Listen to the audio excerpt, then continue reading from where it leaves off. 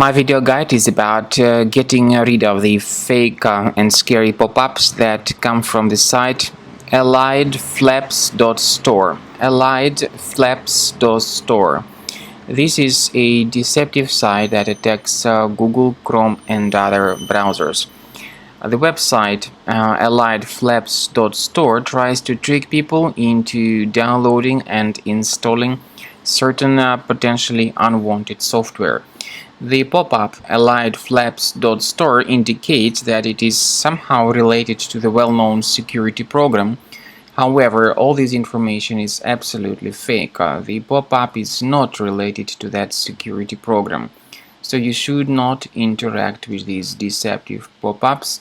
Do not ever install anything that these pop-ups suggest, because very often they may simply point you to the installation of malware. In case any third-party programs were mistakenly installed into your system, I recommend you to check your control panel and uninstall any items that are suspicious. If you find them, you need to right-click on them and uninstall them in the regular manner.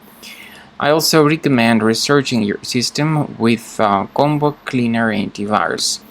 Get it on the official page combocleaner.com. Use this green download button, install the program, and begin researching and investigating your device with its help. After you have successfully downloaded and installed Combo Cleaner Antivirus, it will be in the trial mode, so only the quick scan option is available. Click on Start Scan button. The program will first of all update its antivirus database for proper malware detection and elimination. You will notice that most likely the program will start identifying certain threats on your computer. While the scanning is taking place, you may experiment with some of the settings of Combo Cleaner Antivirus. For instance, there is a special feature called anti-ransomware, which is the part of the premium license. Anti-ransomware feature of Combo Cleaner helps you to add one or several folders on your system that will be protected against all sorts of ransomware attacks.